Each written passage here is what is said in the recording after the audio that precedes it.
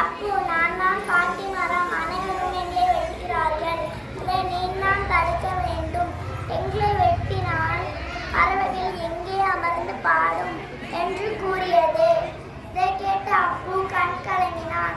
வேகமாக தன் அப்பாவிடம் சென்று காய்களை கெட்டி அணைத்துக் கொண்டு நடந்தவற்றை கூறினார். அதை கேட்டு அப்பாவும் கண் கலங்கினார். அன்றிலிருந்து அவர்கள் மரங்களை